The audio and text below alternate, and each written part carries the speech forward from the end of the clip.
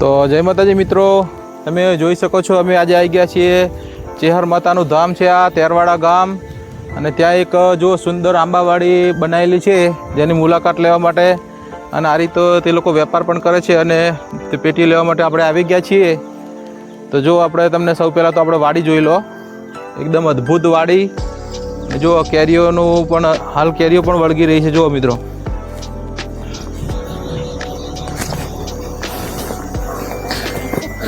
જો આ મિત્રો જમીનને અડી રહે એવી કેવી હાવ નીચી નીચી અને કેટલી બધી કેરીઓ. જો આ એકદમ ઓર્ગેનિક કેરીઓનું અઢળક ઉત્પાદન. જો અમે શનિ રવિ બધા શું જોવા યાર રવિ? જો આ કેરીઓ કેટલી સરસ છે, નીચી નીચી અને એકદમ નાના એવા ઝાડમાં કેવા મસ્ત મીઠા ફળ આવ્યા છે. જો તો મિત્રો આ આંબાવાડી છે આપણે તેરવાડા ગામ ઉપર ચોકડી ઉપર જ છે. આપણે જે બનાસ બેંક તેરવાડા છે એની જસ્ટ સામેની બાજુ આવેલી છે. તો આપણે તમને કેરીઓ બતાવીએ. જુઓ,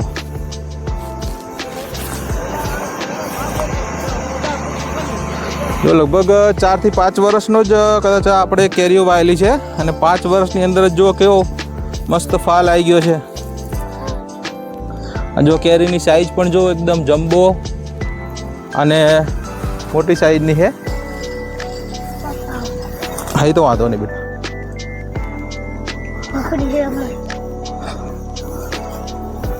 એટલી પાકી થઈ ગઈ, પકડ્યા એમાં તૂટી જાય. શનિ રવિ હજુ કેરી જોડ ઉપર ક્યાં જાય છે?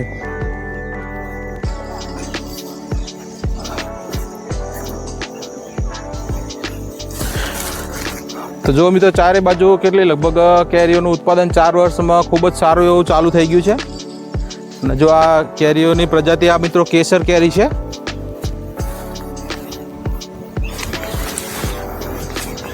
અને મિત્રો એકદમ ઓર્ગેનિક કેરી. જો આવી રીતે જો તમારા નજીકમાં આવી રીતે ઓર્ગેનિક કેરીઓ મળતી હોય ને તો સૌથી પહેલી પસંદગી જ હોવી જોઈએ આપણી. હવે એનું કારણ શું એ હું તમને વિડીયોના અંતમાં બતાવીશ. એટલે વિડીયોમાં બન્યા રહેજો મિત્રો.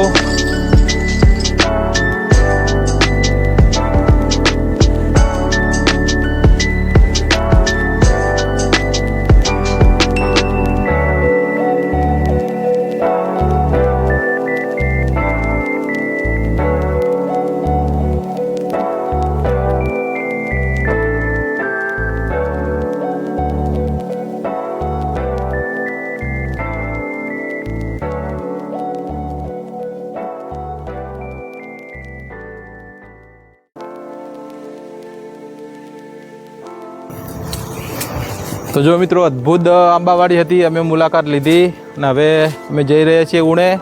એટલે રસ્તામાં જ અમારે આવે છે તેરવાડા, અમારા નજીકનું જ ગામ છે. ચચાસણાથી માત્ર 3 કિલોમીટર. એટલે અમારે તો કેરીઓ જોઈએ એટલે અમે મિત્રો જો આ ફાર્મ ઉપર જ આવી જઈએ છીએ એકદમ ઓર્ગેનિક કેરીઓ ખાવા માટે. તો ચલો હવે ચલો.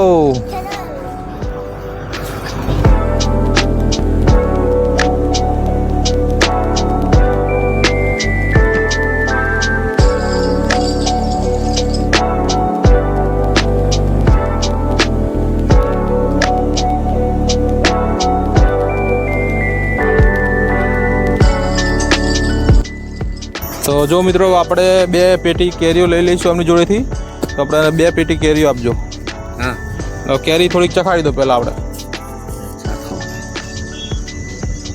તો જો મિત્રો મેં તમને અંદર કીધું હતું કે અંદર આ કેરીનો જે મેઇન ખાવા માટેનો મતલબ શું કે આ કેરી આપણે જો આ રીતને ખાઈએ તો આમાં ટેસ્ટ જે આવે, આમાં જે ઉપરનું છોલ આવે, બજારમાંથી હું કેરી ઘણી લાવું છું.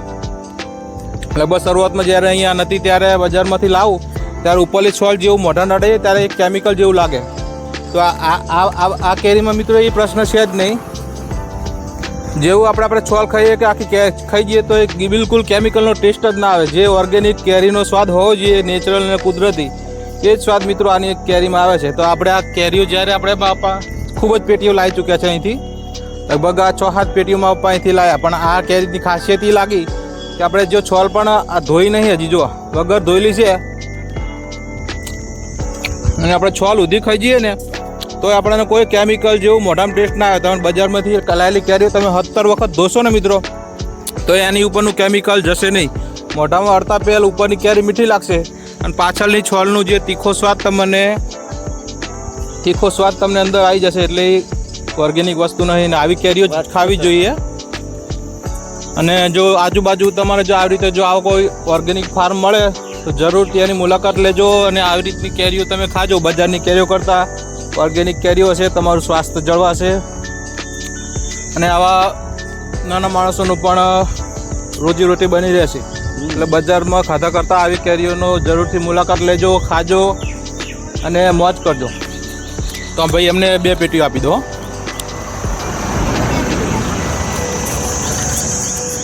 તો મિત્રો અમે જઈ રહ્યા છીએ અમારા સાસરીએ.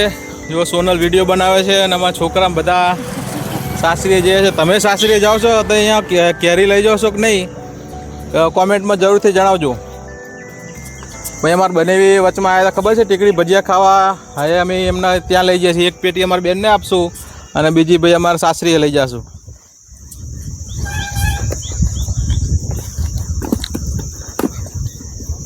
તો બહુ મસ્ત ટેસ્ટ છે હો કેરીનો.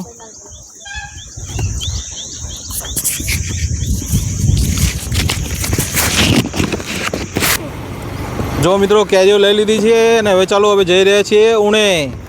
તો ચલો પાછળ મૂકી દો.